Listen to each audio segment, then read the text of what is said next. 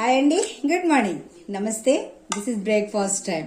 ఈ మధ్య బ్రేక్ఫాస్ట్ చూపించలేదు కదా, ఈరోజు వెరైటీ బ్రేక్ఫాస్ట్ మీకు చూపిస్తాను. ఇది బోటి, మటన్ బోటి కర్రీ,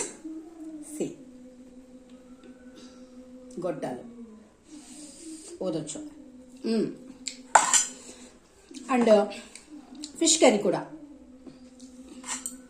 ఫిష్ కర్రీ ఇక్కడే ఉంది ట్విస్ట్, చూడండి. ఫిష్ కర్రీ బౌల్లో తీసాను కదా.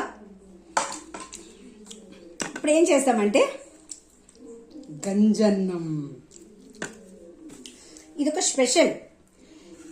ఎంత రిచ్ మ్యాన్స్ అయినా, రిచ్ కంట్రీ అనుకోవాలా, కంట్రీయా, రిచ్ డిస్ట్రిక్ట్ అయినా, విజయనగరం డిస్ట్రిక్ట్, గంజన్నం పిండడంతో పాటు ఎనీథింగ్, ఏ కూర అయినా సరే, ఒక అప్పడమైనా, అరటిపండైనా, పిండడిమైనా, గిన్నెడు గంజన్నంతో తినేస్తారండి. 25 years బ్యాక్ మేము ఆ ఏరియా వెళ్ళినప్పుడు చక్కగా నాటుకోడి కోసారు.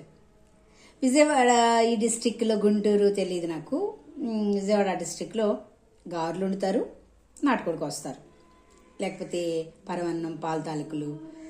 సో అక్కడ సేవకులుగా పాస్టర్స్ అందరూ వెళ్ళినప్పుడు చక్కని నాటుకోడి కోసి గంజన్నం వేసి పెట్టేశారు మార్నింగే. మేము షాక్, అప్పటి వరకు మేము చూడలేదు.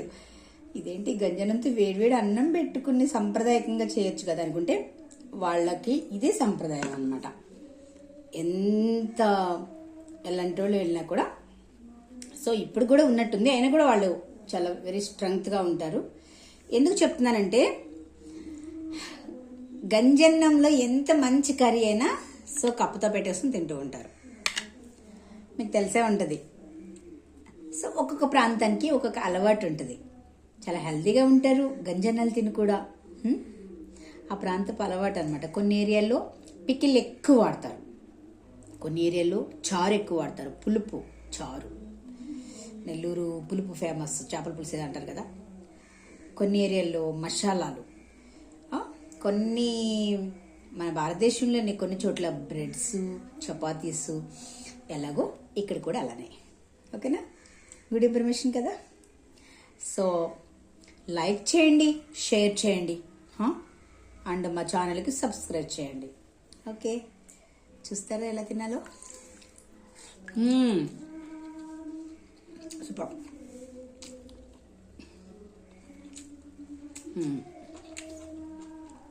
బాగుంది.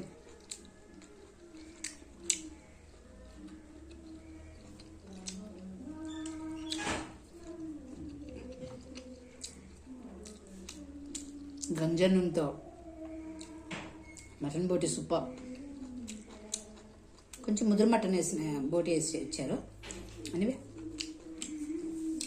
Okay, thank you.